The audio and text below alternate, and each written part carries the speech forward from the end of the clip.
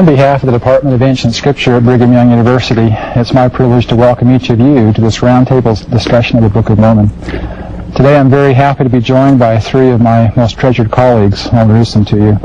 First is Brother Keith Wilson, Professor of Ancient Scripture, and Sister Camille Frank Olson, Professor of Ancient Scripture, and Brother Dana Pike, Professor of Ancient Scripture.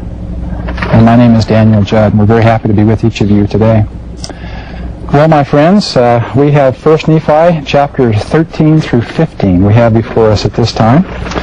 And what an exciting few chapters to talk about. A lot of wonderful things here. Let's begin by just asking Camille if you give us a brief overview, Camille, of these chapters, if you would, and see what we're in for. Certainly. When we left chapter 12, we were in the midst of Nephi's vision. Right.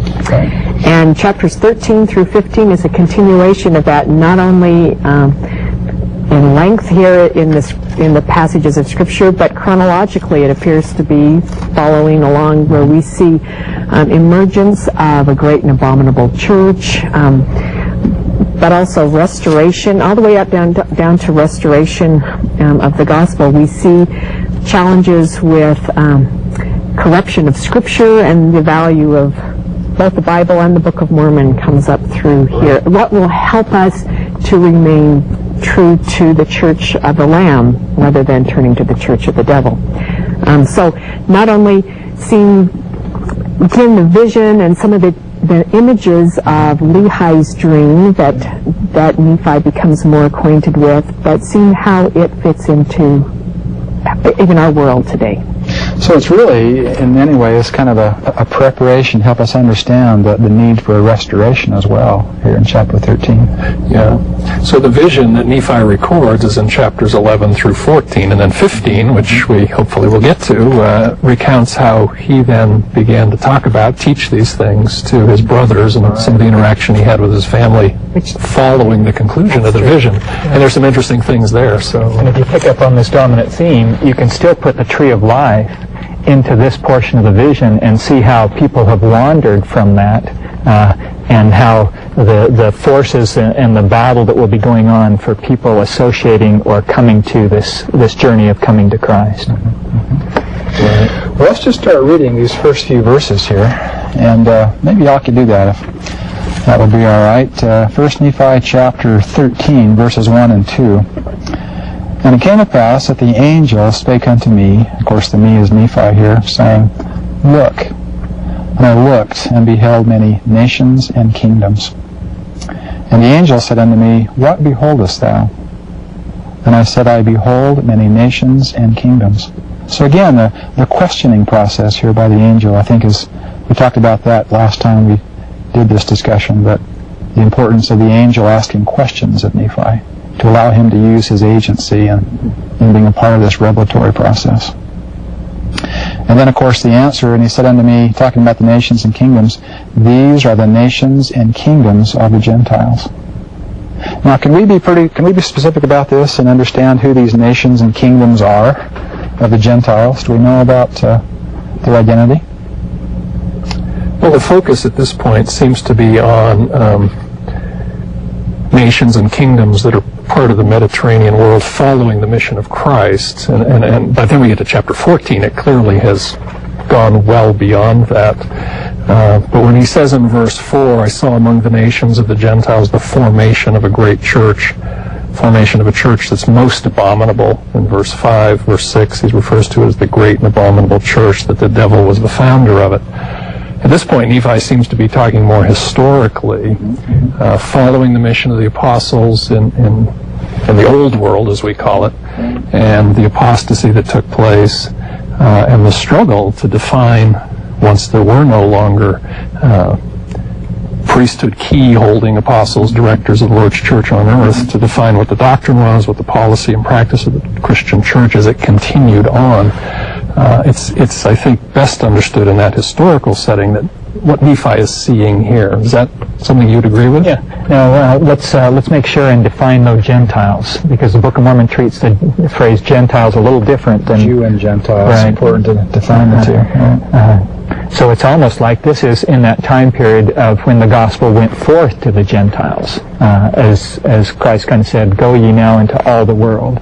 And so this seems like a view of the spread and the interplay, how they're receiving that and what's going on. Right, and I think it's helpful to keep in mind, again, there's kind of an order to the vision that Nephi had. In verse 11, seeing things specifically relating to Jesus and his ministry. Chapter 12, seeing specifically things relating to his posterity and his brother's posterity in the New World, in the Americas. And now the scene is shifted back for a while to the Old World and how things grew out of Christ's and the Apostles' activity that took place in the Eastern Hemisphere, and how things are then going to be tied together in chapter 14, where his posterity gets the message that the two sets of Scripture, the two traditions are going to come together. Can I just throw in a really quick comment about verse 6, this great and abominable church? I'm plugging an article I did a few years ago on the phrase great and terrible day of the Lord. And it's become popular to express, at least among a lot of Latter-day Saints, become popular to say, well, the great and dreadful or terrible day of the Lord means it's great for some and terrible for others. But that's never the sense in the Hebrew. That's never the sense that the ancient prophets would have used it. Great here doesn't mean wonderful. I mean, it didn't mean that in English until a century ago. But it means large or extraordinary and terrible. Or another way sometimes to translate it is it can be rendered as an adverb, really or greatly terrible. So in this case, when he says it's a great and abominable church, he doesn't mean that's really wonderful for some folks, but it's abominable for others. He means this is really abominable. It's everything opposed to everything that's good, everything that's from God. Right. That's a great question that I know many of my students, and I'm sure yours too, have, is sometimes they try and put a label on the great and abominable church. You know, which church is this, or is it a particular church? And a lot of people have answered that question, or tried to anyway.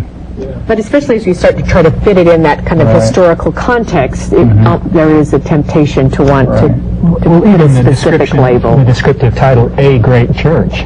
I mean, it's don't they call it a definite article? And they're trying to nail something down here. And so we really slide into that interpretation quite quickly. We have colleagues, Steve Robinson and others, that have pointed out historically in the century and a half after the martyrdom of the apostles, we don't have a great deal of documentation as far as the development of traditional Christianity. And then when the documentation becomes more abundant, things are quite, from our point of view, things are quite different from what they had been in the first century AD when Christ and the apostles were on the earth. And so I think what Nephi's seeing here, he says, I saw the formation of this. He's seeing those early decades, early century and a half or so, the apostasy as things took place. And for Latter-day Saints, to say it's this denomination or that denomination, this is the point. Those all grow out of this earlier formation that we just can't really put a name to at this point, except it was the changes that were taking place in the Christian church in the century or two following the death of the apostles. And the focus was against Christ. Yeah. And I think that's an important point.